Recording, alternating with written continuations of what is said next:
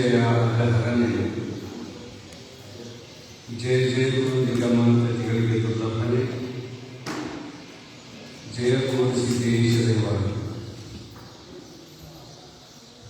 ಪ್ರಾತಸ್ಮರಣೀಯ ಆರಾಧ್ಯ ಮಹಾದೈವ ನಾಲ್ವಾರ ಪರಾಧೀಶ ಕರ್ತೃ ಸದ್ಗುರು ಕೋರಿಸಿದ್ದೇಶ್ವರರನ್ನು ಮಹಾಗುರು ಮಲ್ಲಾರಾಧ್ಯರನ್ನು ಲಿಂಗೈಕ್ಯ ತೋಟೇಂದ್ರ ಶಿವಯೋಗಿಯನ್ನು ಭಕ್ತಿ ಪುರಸ್ಕರವಾಗಿ ಹೃದಯದಲ್ಲಿ ಸ್ಮರಿಸಿಕೊಂಡು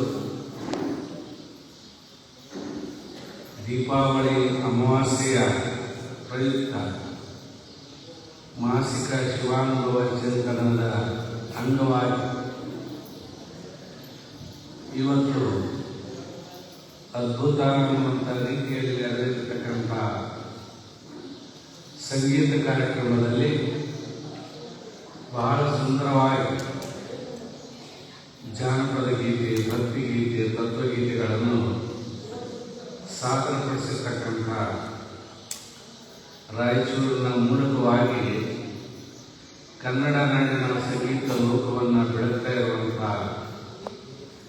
ಹಿರಿಯ ಕಲಾವಿದರು, ಗಾಯಕರಾಗಿರ್ತಕ್ಕಂಥ ಶ್ರೀ ಶರಣಪ್ಪ ಗೋನಾಳ್ ಅವರೇ, ಅಷ್ಟೇ ಸೊಗಸಾಗಿ ತಂದೆಗೆ ತಕ್ಕ ಮಗಳು ಅನ್ನುವಂಥ ರೀತಿಯಲ್ಲಿ ಸುಶ್ರಾವವಾಗಿ ಹಲವಾರು ಹಾಡುಗಳನ್ನು ಹಾಡಿರ್ತಕ್ಕಂಥ ರಾಯಚೂರಿನ ಹೆಮ್ಮೆಯ ಗಾಯಕಿ ಶ್ರೀಮತಿ ಪ್ರತಿಭಾ ಗೋನಾಳ್ ಅವರೇ, ಅವರೊಂದಿಗೆ ಸಂಗೀತ ಸಾಥ್ ನೀಡಿರ್ತಕ್ಕಂಥ ನಮ್ಮ ಆತ್ಮೀಯರಾಗಿರ್ತಕ್ಕಂಥ ಇನ್ನೋರು ಕಲಾವಿದರಾದ ವೀರೇಂದ್ರ ಕುರುಡಿ ನೋಡಿ, ಕುರುಡಿ ಅಂದ್ರೆ ನಮ್ಮ ಕುರುಡಿ ಮಾಡ್ಕೊಂತಿದ್ರು, ಸ್ಟೇಷನ್ ಮಾಡ್ತೀನಿ ನೆನಪಾಗ್ತದೆ ನೋಡಿ. ವೀರೇಂದ್ರ ಕುರುಡಿ ಈಗಾಗಲೇ ಹಲವಾರು ಸಲ ನಮ್ಮ ಮಲ್ಕಂಠ ಪಾಟೀಲ್ ಅವರ ಬಂದಿರತಕ್ಕಂಥ ಕಲಾವಿದರು. ವೀರೇಂದ್ರ ಕುರುಡಿ ಅವರೇ, ಖ್ಯಾತ ತಬಲಾವಾದಕರಾದಂಥ ಗೋಪಾಲ್ ಗುಡಿಬಂಡಿ ಬರೋದು ಗುಡಿಬಂಡಿಯವರೇ,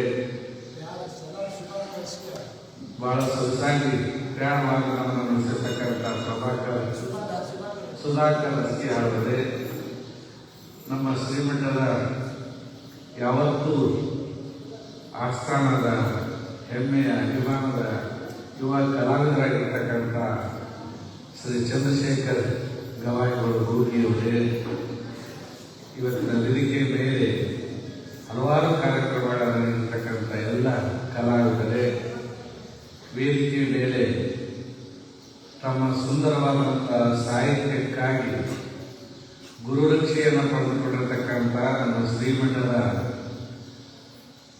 ಅನುಗ್ರಹಿತ ಅನುಭಾವಿ ಶಿಕ್ಷಕರು,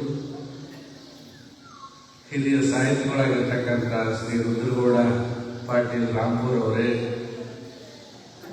ರಾಯಚೂರಿನ ಎಲ್ಲ ಕಲಾವಿದರನ್ನ ಇವತ್ತಿನ ಶಿವಾನುಭವ ವೇದಿಕೆಗೆ ಪರಿಚಯ ಮಾಡಿರ್ತಕ್ಕಂಥ, ಕರೆತಂದಿರ್ತಕ್ಕಂಥ ನಮ್ಮ ಶ್ರೀಮಠದ ಇನ್ನೋರ್ವ ಸದ್ಭಕ್ತರಾಗಿರ್ತಕ್ಕಂಥ, ಶಿಷ್ಯರಾಗಿರ್ತಕ್ಕಂಥ ಶ್ರೀ ಮಲ್ಕಪ್ಪ ಪಾಟೀಲ್ ರಾಂಪುರ್ ರಾಯಚೂರು ಅವರೇ, ಇವತ್ತಿನ ಸಮಾರಂಭದ ವೇದಿಕೆಯ ಮೇಲೆ ಆಸೀನರಾಗಿರ್ತಕ್ಕಂಥ ಎಲ್ಲ ಹಿರಿಯರಿಗೆ, ಗಣ್ಯರಿಗೆ ಮತ್ತು ಕಾರ್ಯಕ್ರಮದಲ್ಲಿ ಭಾಗವಹಿಸಿರ್ತಕ್ಕಂಥ ಶ್ರೀಮಠದ ಸಮಸ್ತ ಸದ್ಭಕ್ತ ಮಹಾದೇವರಿಗೆ ತಮ್ಮೆಲ್ಲರ ಅಂತರಾತ್ಮದ ದಿವ್ಯ ಚೈತನ್ಯ ಶಕ್ತಿಗೆ ನಮ್ಮ ಅನಂತ ಶರಣ.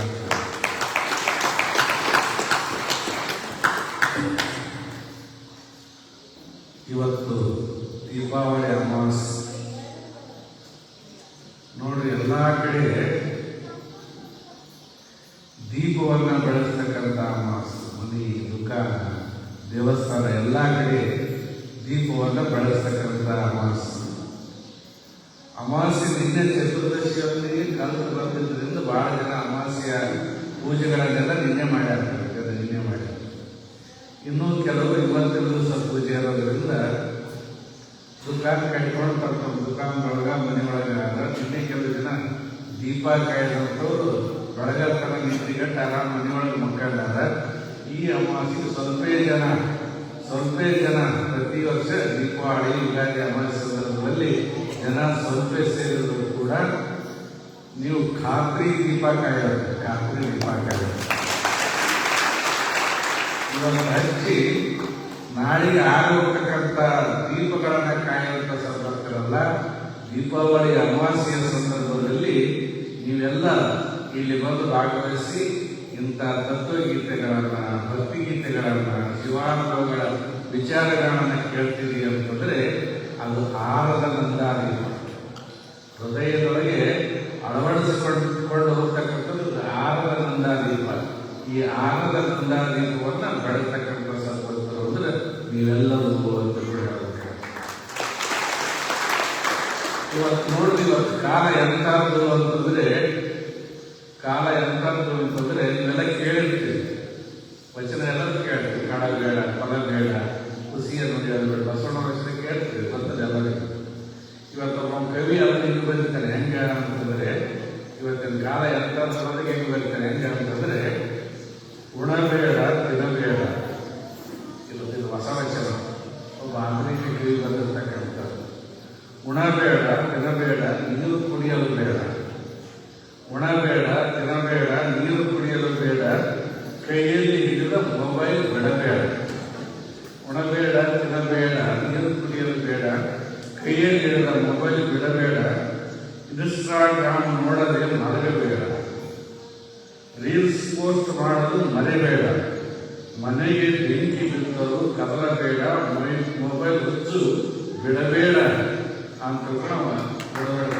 ಈಗ ಕೂಡ ಸಂಗಮನಂತರಿ ಏನಂತಾರೆ ವಚನ ಹಿಂಗೆ ಬರ್ತದಂದ್ರೆ, ಇವತ್ತೆಲ್ಲ ಮೊಬೈಲ್ ಆಗತಕ್ಕಂಥ ಸಂದರ್ಭದೊಳಗೆ ನಾವು ಮನಿ ಮಾರು ಎಲ್ಲ ಬಿಟ್ಟು ಬಡದೊಳಗೆ ಕುಂತು ಆರಾಮಾಗಿಂತ ಸಂಗೀತ ಕೇಳ್ತೀವಿ ಅಂತಂದ್ರೆ ಇದೆಲ್ಲ ಬಹಳ ಅಪರೂಪ. ಇವತ್ತು ನಮ್ಮ ಗೋನಾಳ ಶರಣಪ್ಪನವರು ಬಂದು ಹಾಡಿರ್ತಕ್ಕಂಥದ್ದು, ಪ್ರತಿಭಾ ಗೋನಾಳವರ ಹಾಡನ್ನೇ ನೀವು ಚಿತ್ರಪಟ್ಟು ಕೇಳಿದ್ರಲ್ಲ, ನಿಮ್ಗೆ ಎಷ್ಟು ತಿಳಿತೋ ಗೊತ್ತಿಲ್ಲ, ಎಷ್ಟು ಅರ್ಥ ಮಾಡಿಕೊಂಡ್ರೂ ಗೊತ್ತಿಲ್ಲ. ಯಾಕಂದ್ರೆ ಸಲ ಒಬ್ಬ ಶಾಸ್ತ್ರೀಯ ಸಂಗೀತ ಕಲಾವಿದ ಒಬ್ಬ ಹುಡುಗನ ಕಲಿಸಿದ್ದೆವು, ಗದಗಿನ ಕಲಿಸಿದ್ದೆವು. ಅದು ಪುಟ್ಟರಾಜನವರ ಮೊಮ್ಮಗ, ಅದ ಹೆಸರು ಪುಟ್ಟರಾಜ್, ಪುಟ್ಟರಾಜ್ ಅಂತಕ್ಕಂಥ ಹುಡುಗ ಎಲ್ಲ ಸಂಗೀತ ಇರ್ತದೆ. ನಮ್ಮ ಶಿವರೆಡ್ಡಿನವರು ಯಪ್ಪ ನೀವು ಒಬ್ಬರಿಗೆ ತಿಳಿದ್ರು ನಮ್ಗೆ ಯಾರಿಗೂ ತಿಳಿದೇ ಇಲ್ಲ ಅಂತಂದ್ರು. ಬಹಳ ಶಾಸ್ತ್ರೀಯವಾಗಿ ಕಾಣ್ತಕ್ಕಂಥ ಒಂದು ಬಾಲ ಕಲಾವಿದ, ಸಣ್ಣ ವಯಸ್ಸಿನಲ್ಲೇ ಶಾಸ್ತ್ರೀಯ ಸಂಗೀತ ಕಲಿತ. ನಮ್ಮ ವೇದಿಕೆಯಾಗ ಗದಗಿನ ಪುಟ್ಟರಾಜ್ ಗೌಡ ಹಿಡ್ಕೊಂಡು, ಡಾಕ್ಟರ್ ರಾಜ್ಕುಮಾರ್ ಹಿಡ್ಕೊಂಡು ಅನೇಕ ಕಲಾವಿದ ಹಾಡೋಗ್ಯಾರ. ಆದರೆ ಶಾಸ್ತ್ರೀಯ ಸಂಗೀತ ಬಂದಾಗ ಶಾಸ್ತ್ರ ಪುರಾಣ, ಶಾಸ್ತ್ರೀಯ ಸಂಗೀತ ಕೇಳುವ ಜನಗಳು ಕಟಾಣ ಕಟ್ಟಿ ಅಂತ ಕಡ್ಕೊಂಡು ಮಡಿವಾಳಪ್ಪನೇ ಹೇಳ್ಯಾರ. ಅಂತ ಕಡ್ಕೊಂಡು ಮಡಿವಾಳಪ್ಪನವರ, ರಾಂಪುರ ಬಕ್ಕಪ್ಪಯ್ಯನವರ, ಪಂಚಾಕ್ಷರಿಯವರ ಹಾಡುಗಳನ್ನು ನೀವೆಲ್ಲ ಇವತ್ತು ಬಹಳ ಭಕ್ತಿ ಶ್ರದ್ಧೆಯಿಂದ ಆಚರಣೆ ಮಾಡಿರಿ ಅಂತಂದ್ರೆ ನಿಜವಾದಂಥ ಹಬ್ಬ ಯಾರಾದ್ರೂ ಆಚರಿಸೋದಿದ್ರೆ ಅದು ನೀವೇ ಅಂತ ಹೇಳ್ಬೇಕಾಗ್ತದೆ. ನೋಡ್ರಿ, ದೀಪಾವಳಿ ಅಂದ್ರೆ ನಮ್ಮ ತೋಟವಾಗ ಕೆಲಸ ಹಾಕಿರ್ತಾರೆ. ದೀಪಾವಳಿ ಗೋವಿಂದ ಲೀಲಾವಳಿ ಅಂತ ಹಾಕಿರ್ತಾರೆ, ಹಾಡು ಹಾಕಿರ್ತಾರೆ. ದೀಪಾವಳಿ ಅಂದ್ರೆ ನಮ್ಮ ಭಾರತದೊಳಗೆ ಏನು ಕೇಳ್ತಾರೆ ಅಂತ ಕೇಳಿದ್ರೆ ಜನ ಬರ್ತದೆ. ಹಣ್ಣುಗಳ ರಾಜ ಯಾವುದು ಅಂತ ಕೇಳಿದ್ರೆ ಮಾವಿನ ಹಣ್ಣುಗಳ ರಾಜ ಮಾವಿನ ಹಣ್ಣು. ಹಾಗೆ ಕಾಡಿನ ರಾಜ ಯಾವುದು ಅಂತ ಕೇಳಿದ್ರೆ ಕಾಡಿನ ರಾಜ ಸಿಂಹ ಅಂತ ಹೇಳ್ತೀವಿ. ಹಾಗೆ ಹಬ್ಬಗಳ ರಾಜ ಯಾವುದು ಅಂತ ಕೇಳಿದ್ರೆ ಹಬ್ಬಗಳ ರಾಜ ಅಂದರೆ ದೀಪಾವಳಿ ಅಂತ ಕರೀತಾರೆ. ದೀಪಾವಳಿ ಇದು ಬಹಳ ದೊಡ್ಡ ಹಬ್ಬ. 4-5 ದಿವಸ ನಡೀತದೆ ನೋಡಿ ಹಬ್ಬ. 4-5 ದಿವಸ ನಡೀತದೆ. ಈ ಗೋವಿಂದ ಲೀಲಾವಳಿ ಹಳೆಯ ಮಗನಾದನು ಅಂತ ಬರ್ತಾರೆ. ಹಿಂಗೆ ಒಂದು ಮನೆಗೆ ಇವತ್ತು ನಮ್ಮ ಹೆಂಗಿರ್ತಾರೆ ಕೆಲವರು ಹೇಳ್ತಾರೆ, ಮೊಬೈಲ್ ಕಾಲದೊಳಗೆ ಇನ್ಸ್ಟಾಗ್ರಾಮ, ಫೇಸ್ಬುಕ್, ವಾಟ್ಸಪ್ ಈ ಕಾಲದೊಳಗೆ ನಮಗೆಲ್ಲ ಮಾರ್ಕ್ಗಳು, ಭರವಸೆಗಳು ಹೆಂಗಿರ್ತಾವ ಅಂತ ಕೇಳಿದ್ರೆ ರಾಜಕಾರಣಿಗಳ ಆಶ್ವಾಸನೆ ಅಂತ ಆಶ್ವಾಸನೆ ಅಂತ. ಇವತ್ತು ನೋಡ್ರಿ, ಹಬ್ಬ ದೊಡ್ಡ ಹಬ್ಬ ಹೇಳಿದ್ರೆ big festival of the India ಅಂತ ಕರೀತಾರೆ. ಬಹಳ ದೊಡ್ಡ ಹಬ್ಬ ಇಂಡಿಯಾದೊಳಗೆ, ಭಾರತದೊಳಗೆ ಬಹಳ ದೊಡ್ಡ ಹಬ್ಬ ಅಂತಂದ್ರೆ ದೀಪಾವಳಿ.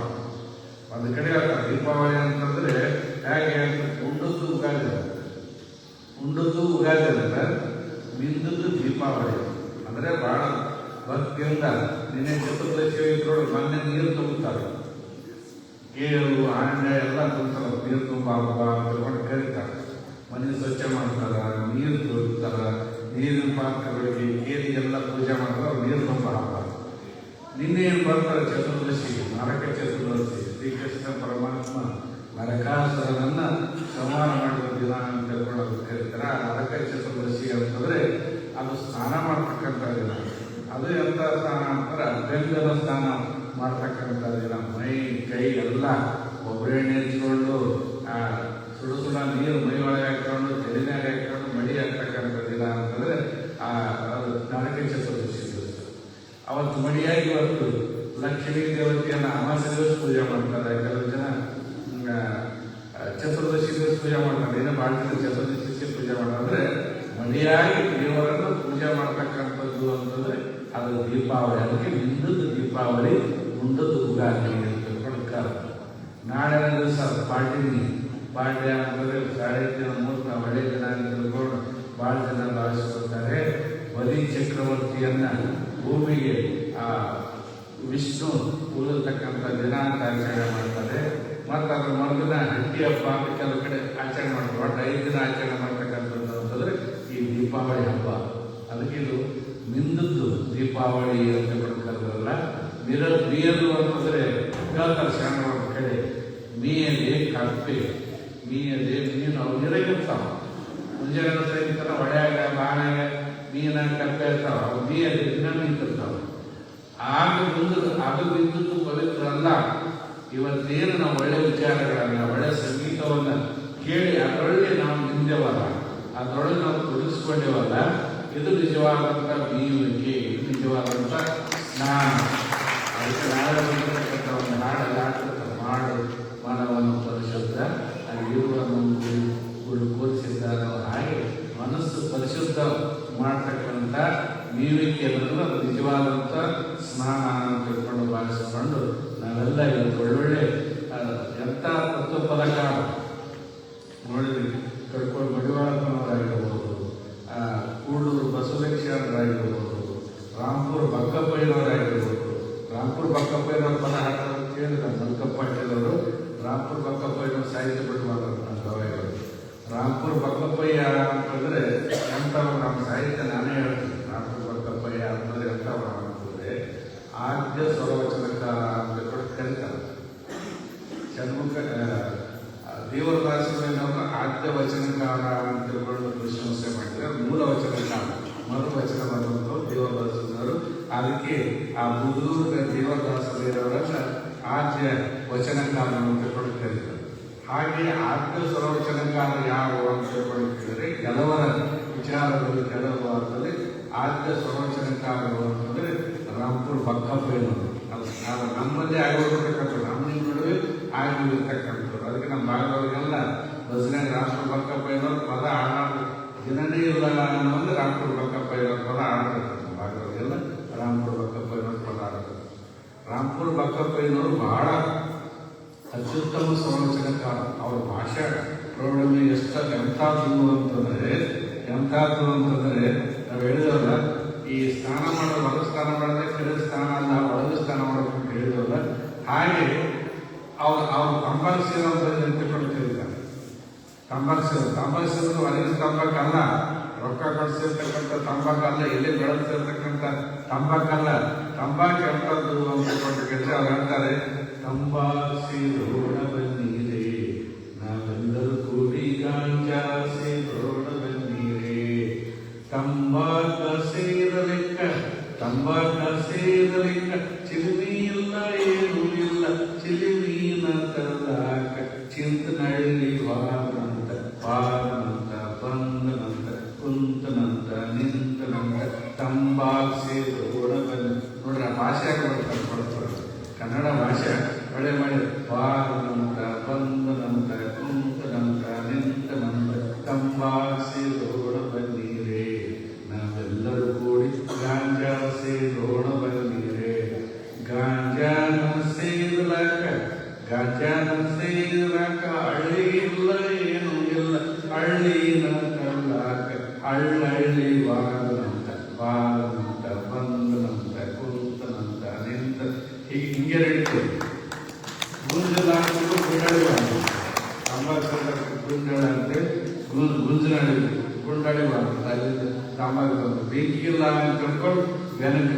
ಬಾರ್ನಂತ ಬಂತನಂತ ಕುಂತನಂತ ನಿಂತನಂತ ಹೀಗೆ ನೋಡ್ರಿ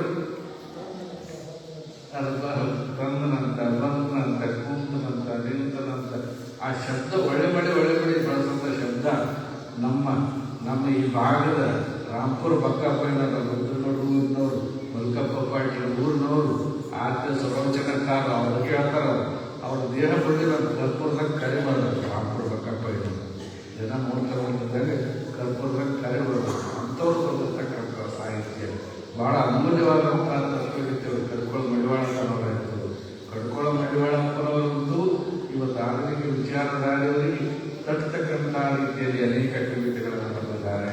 ಹಾಗೆ ಅನೇಕರು ನಮ್ಮಲ್ಲಿ ನೋಡ್ತಾರೆ ಅಸರ್ ಸಾಬ ಅಂತ ಒಬ್ಬ ಮುಸಲ್ಮಾನ್ ಕವಿ ಅವನು ಭಾಳ ಸುಂದರವಾಗಿರ್ಬೋದು. ನಮ್ಮ ಪ್ರತಿಮಮ್ಮ ಶಿಶುನಾಳ ಶರೀಫ್ ಸಾಹೇಬ್ ಪದ ಇರ್ಬೋದು. ಅವರ ಶಿಶುನಾಳ ಶರೀಫ್ ಸಾಹೇಬ್ ಎಂಥ ಅದ್ಭುತವಾದಂಥ ಕನ್ನಡದ ತತ್ವಗೀತೆಗಳನ್ನು ಬರಲ್ಲ ಅವರೆಲ್ಲ ನೋಡಿದಾಗ ಅವರೆಲ್ಲ ನಾಶ ಆಗಿರ್ತೀವಿ. ನಮ್ಮ ರುದ್ರಗೌಡ ಪಾಟೀಲ್ನಂಗ ಶಿಶುನಾಳ ಶರೀಫ್ ಸಾಹೇಬ್ ಸರ್ ಆಗಿದ್ದು ಮಾಸ್ಟರ್ ಆಗಿರ್ತೀವಿ. ಆಗ ಅನುಭವ ಅಂದರೆ ಅವತ್ತಿನ ಕಾಲದ ಖಾನಗಿ ಶಾಲೆಗಳಿರ್ತಕ್ಕಂಥ ದಿನದಲ್ಲಿ ಅವರು ಮಿನಿಸ್ಟರ್ ಆಗಿದ್ದರು.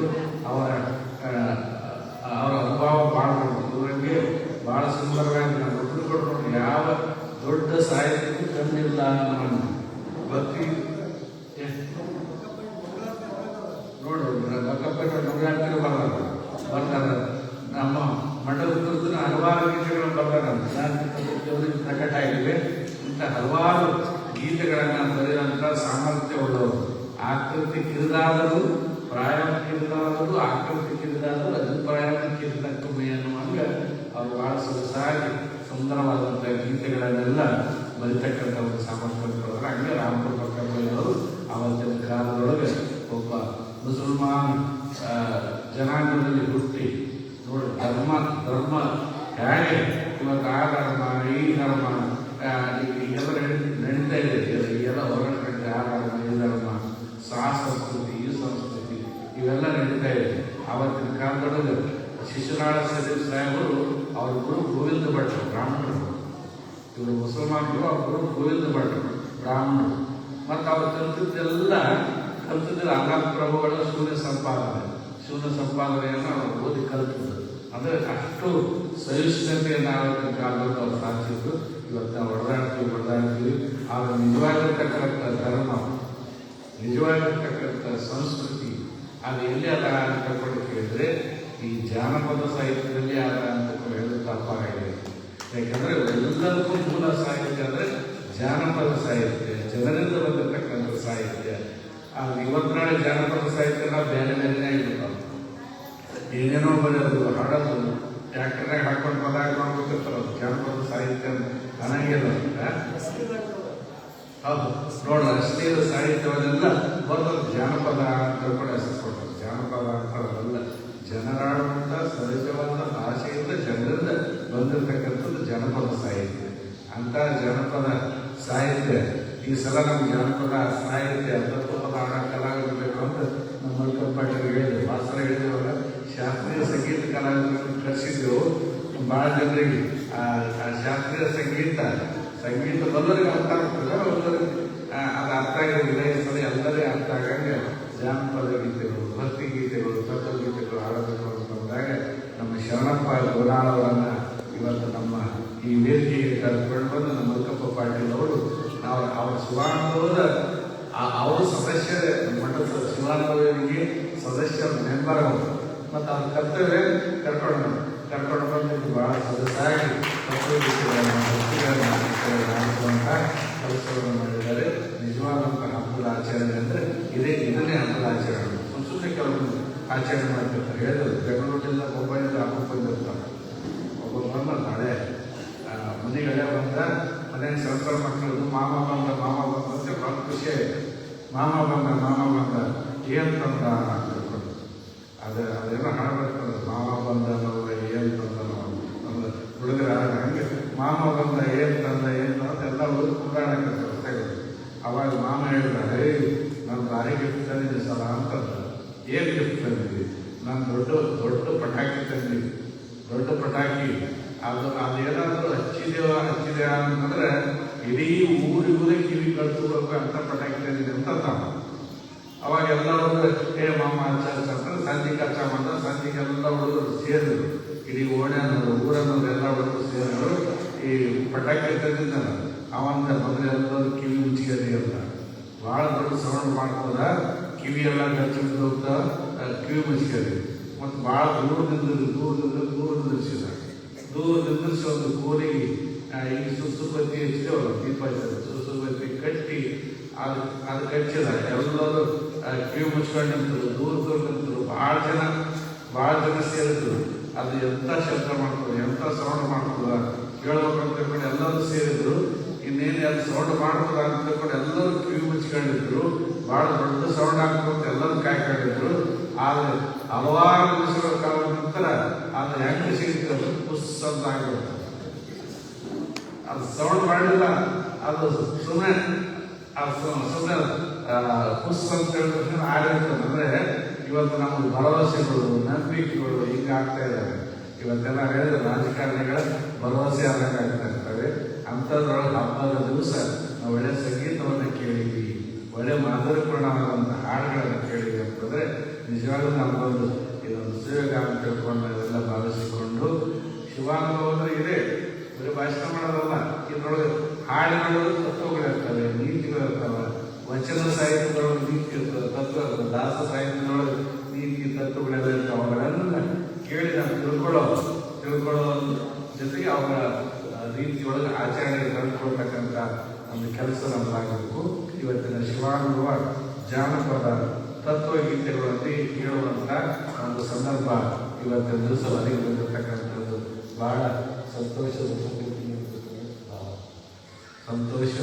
ಒಂದು ಸಂದರ್ಭ ಅಂತ ಈ ಸಂದರ್ಭದಲ್ಲಿ ಭಾವಿಸಿಕೊಳ್ತಾ ನೋಡಿ ನಮ್ಮ ರೈತರು ಇವತ್ತು ಹಬ್ಬ ಹರಿದಿನಗಳನ್ನು ಆಚರಿಸ್ತಕ್ಕಂಥ ಒಂದು ಖುಷಿ ಮೂಡಿನಲ್ಲಿ. ಯಾಕಂದ್ರೆ ಭಾಳಷ್ಟು ಬೆಳೆ ನಾಶ ಆಗಿರ್ತದೆ, ಮಳೆ ದೊಡ್ಡ ಪ್ರಮಾಣದಲ್ಲಿ ಬಂದದ. ಆದರೂ ಕೂಡ ಇವತ್ತು ಹತ್ತಿ ಬಿಡಿಸ್ಲಾಕತ್ತಾರೆ ನೋಡಿ, ಭಾಳ ಜನ ಹತ್ತಿ ಬಿಡಿಸ್ಲಾಕತ್ತೀವಿ, ಹತ್ತಿ ಪೂಜೆ ಎಂದು ಮಾಡೋಣ ತಿಳ್ಕೊಂಡು ಕೇಳಾಕತ್ತೀವಿ. ನಾವು ಭಾಳ ಜನ ಹೇಳಿ 22ನೇ ತಾರೀಕು ಪಾರ್ಟಿ ಅವತ್ತು ಭಾಳ ಯೋಗ್ಯವಾದಂಥ ದಿನ ಅವತ್ತು ಪೂಜೆ ಮಾಡಿದ್ವಿ ಅಂತ ತಿಳ್ಕೊಂಡು ನಾವು ಹೇಳ್ತಿದ್ವಿ ಹೋಗ್ತೀವಿ.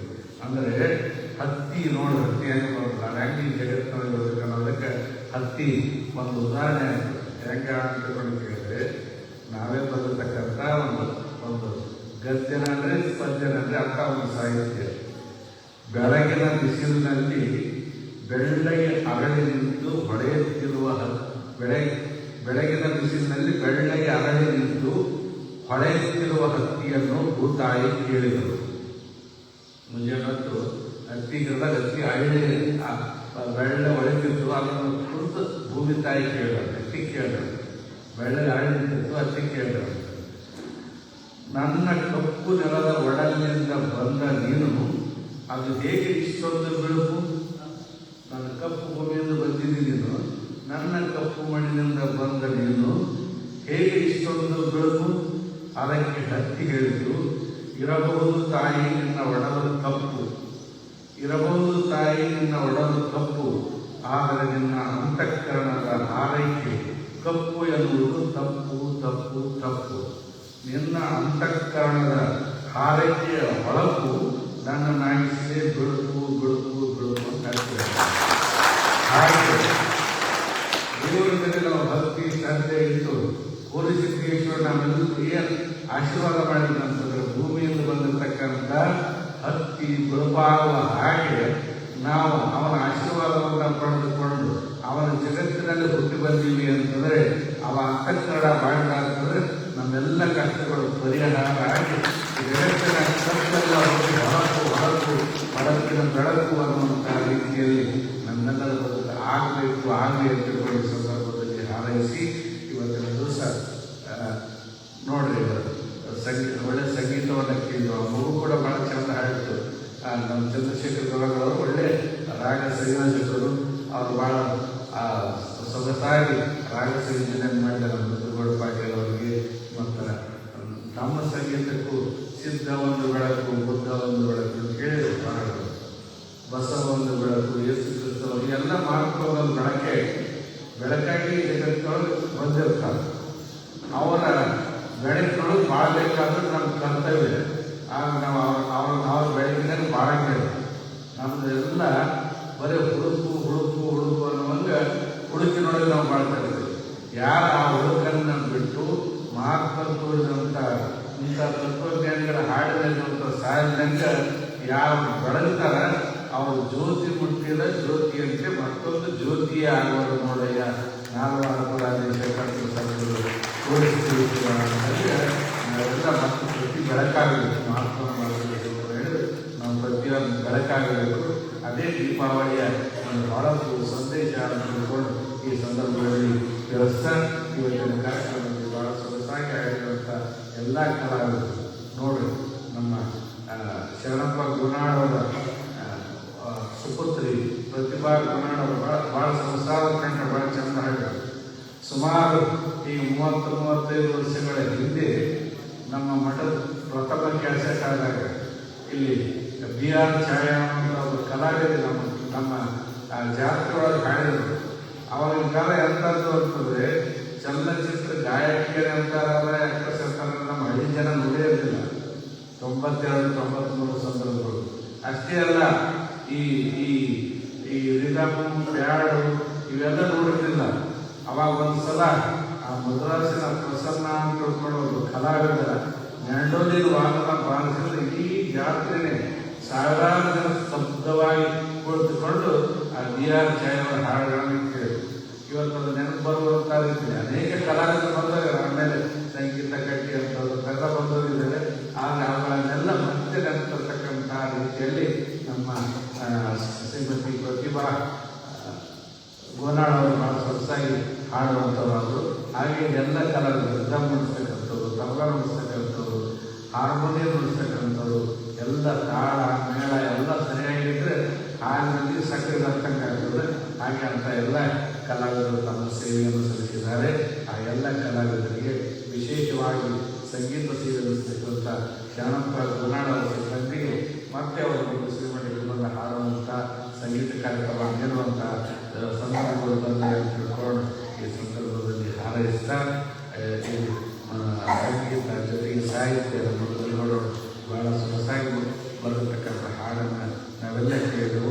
ಇಂಥ ಬರವಣಿಗೆ ಸೇವೆಯನ್ನು ಮಾಡತಕ್ಕಂಥ ಶಕ್ತಿ ಅವರಿಗೆ ಕೂಡಿಸಿದ್ದೇಶ್ವರ ಸದಾಕಾಲದಲ್ಲಿ ಅಂತ ಕೂಡ ಹಾರೈಸಿ ಇವತ್ತು ಅನೇಕ ಭಕ್ತರು ಪಾದಪೂಜೆ ಕಾರ್ಯಕ್ರಮವನ್ನು ನಡೆಸಿಕೊಟ್ಟಿರ್ತಾರೆ. ಕೆಳಗಡೆ ಆಯಿತು ನಮ್ಮ ಮರಿಯಪ್ಪ ಅಂಗಡಿ ನಾಲ್ವಾರ ಅಂತಕ್ಕಂಥ ಭಕ್ತರು ಪ್ರತಿ ವರ್ಷ ದಾಸೋಹ ಸೇವೆಯನ್ನು ಸಲ್ಲಿಸ್ತಾರೆ. ಅದು ದೀಪಾವಳಿ ಅಮಾವಾಸ್ಯೆಗೆ ದಾಸೋಹ ನಡೆಸೋರಿಗೆ ತಮ್ಮ ದುಕಾನ್ ಪೂಜೆ ಮಾಡ್ತಾರೆ. ನಮ್ಮ ಮರಿಯಪ್ಪ ಮಲಬಾರ್ ನಾಲ್ವಾರ ಪರಿವಾರ ವತಿಯಿಂದ ಇವತ್ತು ಗುರುಪಾದ ಪೂಜೆ ನೆರವೇರಿತು. ಹಾಗೆಯೇ ಶ್ರೀಮತಿ ವಿಜಯಲಕ್ಷ್ಮಿ ಪ್ರಭಾಕರ್ ವಕೀಲರು ದಾಂಡೂರು ಹಾಗೂ ಗುರುಮೂರ್ತಿ ಸ್ವಾಮಿಗಳು ವಾಡಿ ಇವರ ವತಿಯಿಂದ ಪಾದಪೂಜೆ ನಡೆದಿರ್ತಕ್ಕಂಥ ಸಂದರ್ಭದೊಳಗೆ ನಾವು ಮೊದಲೇ ಹೇಳಿದ್ದೆವು. ನಮ್ಮ ಶರಣಕುಮಾರ್ ಅವರಿಗೆ ಗುರು ಪಾದ ಪೂಜೆ ಮಾಡೋ ಹಾಗೆಂದೇ ಪಾದಪೂಜೆ ನಡೀಬೇಕು ಅಂತ ಹೇಳಿದ್ದೆವು.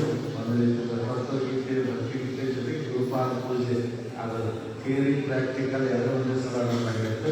ಅಂತ ಹಾಡಿನೊಂದಿಗೆ ಗುರುಪಾದ ಪೂಜೆ ನೆರವೇರುವಂಥದ್ದು. ಹಾಗೆಯೇ ಶಾಂತಗೌಡ ಭೇಟಿ ಗೌರಿ ನಮ್ಮ ಶ್ರೀಮಠದ ಮತ್ತು ನಮ್ಮ ಶಿಷ್ಯರು ಅವರು ಕೂಡ ತನ್ನೆಲ್ಲ ಪರಿವಾರದಿಂದ ಬಂದು ಇವರ ಪ್ರತಿಯೊಂದು ಸೇವೆಯನ್ನು ಸಲ್ಲಿಸಿದ್ದಾರೆ. ಈ ಎಲ್ಲ ವಿವಿಧ ಸೇವೆಗಳನ್ನು ಸಲ್ಲಿಸತಕ್ಕಂಥ ಸಂದರ್ಭಗಳಿಗೆ ಸಂಗೀತ ಕಲಾವಿದರಿಗೆ ದೀಪಾವಳಿಯ ಅಮಾವಾಸ್ಯೆಯ ಸಂದರ್ಭದಲ್ಲಿ ಶ್ರೀ ಕ್ಷೇತ್ರದ ಗುರುಸಿದ್ದೇಶ್ವರ ದರ್ಶನ ಪಡೆದಿರ್ತಕ್ಕಂಥ ಎಲ್ಲ ಸಮಸ್ತ ಸದ್ಭಕ್ತ ಮಹಾದೇವಕ್ಕೆ ಸದ್ಗುರು ಗುರುಸಿದ್ದೇಶ್ವರರು ಮಲ್ಲಾರಾಜರು ದುರ್ಗೇಂದ್ರ ಶ್ರೀಗಳು ಮಂಗಲಾಶೀರ್ವಾದವನ್ನು ಸದಾಕಾಲ ನಡೆಸಿ ಅಂತ ಹಾರೈಸಿ ನಮ್ಮ ಆಶೀರ್ವದಿಸಿದ